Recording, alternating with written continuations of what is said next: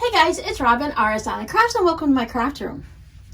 I recently made a folded coaster with my patrons, so I thought it'd be fun to make one over here with you guys on YouTube. And I've decided we're gonna go ahead and make this version. Now this was my first try, and I have a little bit of a hole in the center, but that's perfectly okay because we have it with fabric in there and it's gonna cover it up.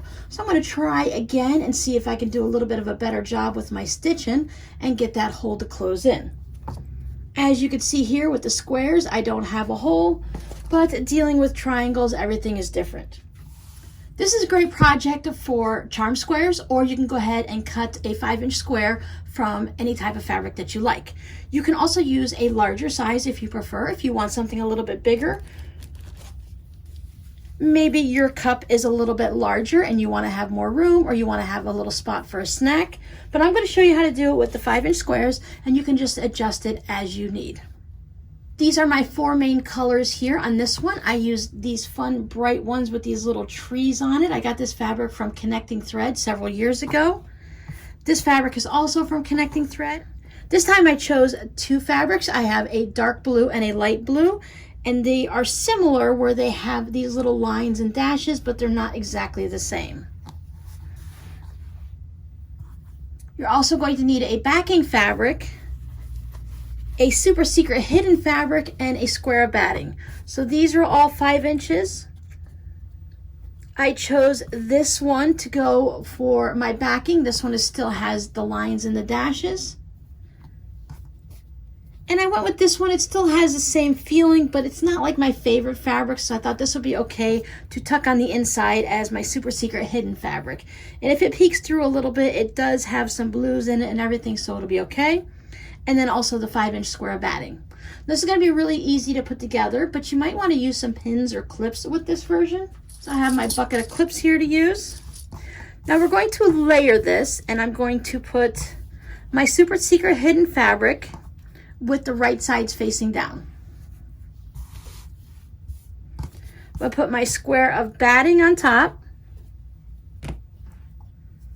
Line up my edges nicely. And then this is my backing fabric. So we're making our nice little sandwich here. I'm not quilting it or anything. You can use some type of a fusible inside here if you have a fusible fleece or the fusible batting, and then give it a good press and everything would stay together nicely for you. I think it worked out perfectly fine without any quilting, but if you want to practice your quilting or you have pieces that are already quilted, this would be a nice spot to use any of those scraps, because sometimes we will quilt extra on our quilts and we don't actually use it. Maybe we trim it off, or we just have some pieces we want to practice on. You might practice on a 10-inch square and then cut it into a 5 inches to use for these projects. I'm going to set this off to the side here, and what we want to do with these is we want to fold them into triangles. It works best if your square is perfectly at the 5 inches. I think that might have been part of my problem here, is I had these little extra pieces that were left over on the side, just maybe about 1/8 of an inch. So that could have been my issue, that they weren't perfectly 5 inches. You can go ahead and just finger press these if you want. I'm going to take them over and give them a good press with my iron.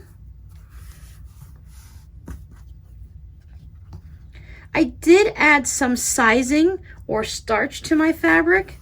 I've been told that the sizing doesn't leave the white flakes like the starch might, so that is what I tend to use, just to give my fabric a little bit of structure so it's easier to work with as I'm doing this, and I don't have to worry about any type of stretching of the bias or anything like that.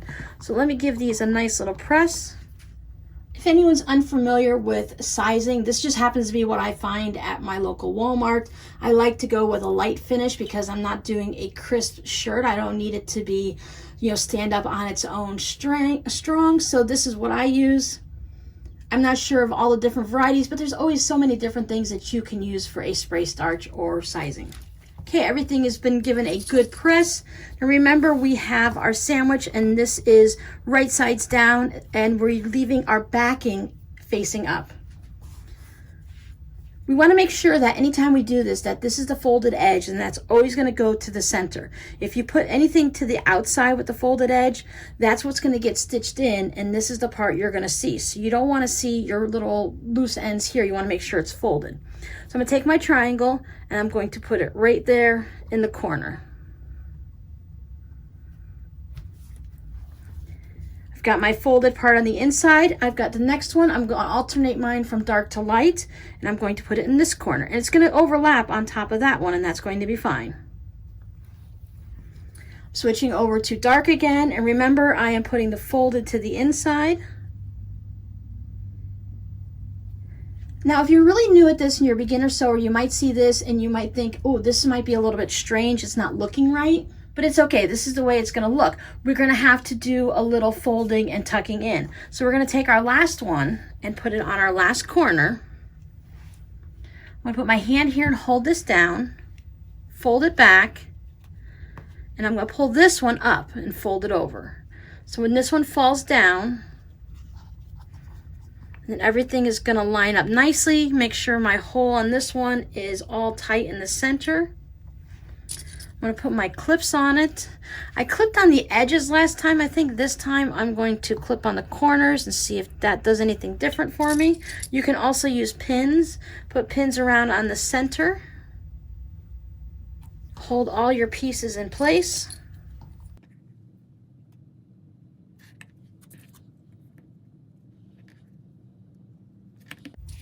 My next step is to take this to the sewing machine, and I'm going to stitch all the way around the edge. We're not going to be doing the thing where we turn and flip it like we would, where we would leave a little spot here and then have to stitch it up afterwards. This is a one seam only, just going to stitch all the way around. We don't have to worry about any of that little fancy stitching and flipping and doing any of that, so this is a great project for a beginner.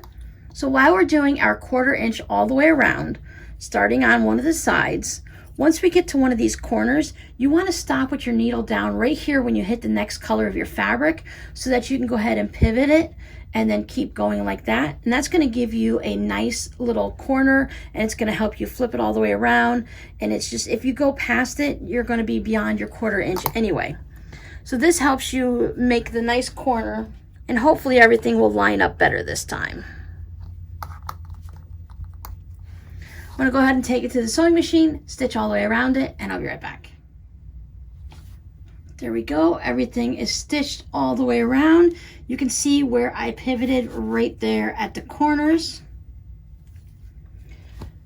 Now you want to go ahead and trim off any of your little extra fuzzies that you might have.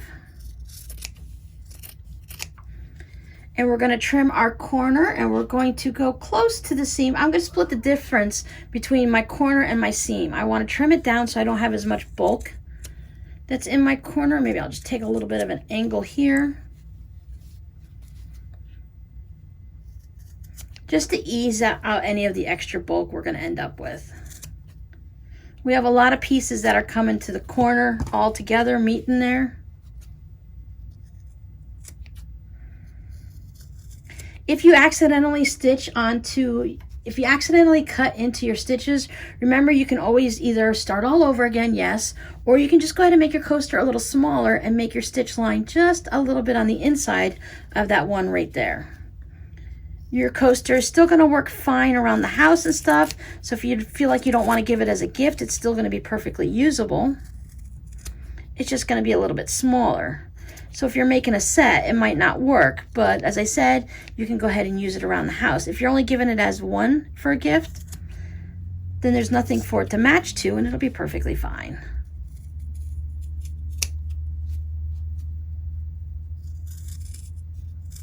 I don't want to cut down too far on my sides because this raw edge is going to stay on the inside of our coaster. You could go around and serge it if you wanted to, or do an overcast stitch. So if we peek inside here, you can see there's our raw seam, our raw edges right there. They're all tucked in nice and neat, and they're going to be fine.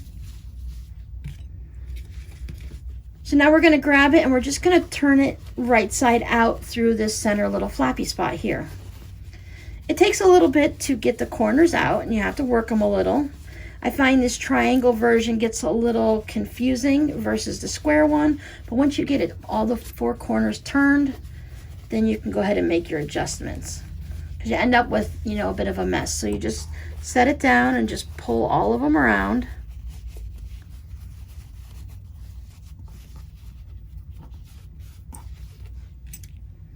My crochet hook to pop out the corners a little.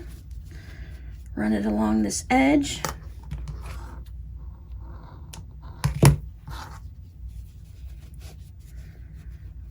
Just make sure everything's going to lay nice and flat for us.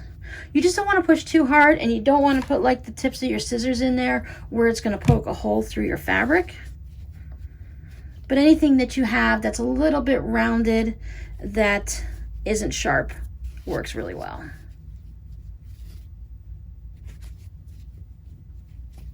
As you can see, I tend to go around a few times just to get them all out nice and neat.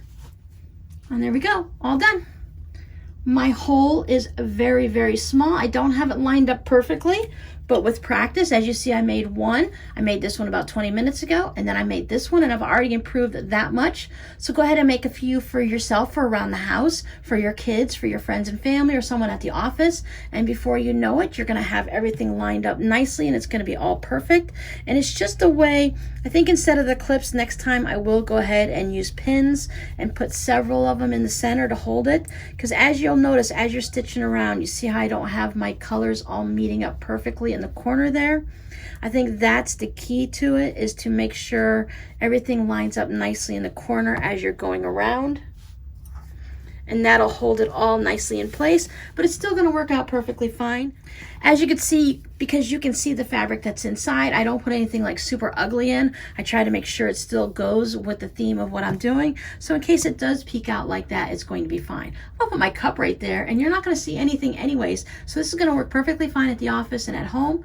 Do a few more, get a little more practice in, and then you won't have to worry about that hole either, and you'll have all of your little triangles lining up. So I'm going to go ahead and make a few more of these and get some practice in so I can get that all nice. I think this would be great for New Year's Eve parties. They make nice Christmas gifts, and we've got Christmas is really just around the corner, guys. We got to start thinking about what we're going to make for those quick gifts. You can make these for the people that you know really well and love and match it to their house, or you can just have some on hand, like I said, in that special I didn't know you were going to show up gift bowl. Here you go, here's a gift. It's nice to have something handmade on hand for those surprise guests. For those people that you're doing Secret Santa at the office, or someone you really don't know, or for your kids' teachers and stuff like that, I think these make really great gifts. Go ahead and make it in a set. I have been on a coaster craze, as many of you may know. So I hope you give this a try, and I'll see you guys next time. Bye.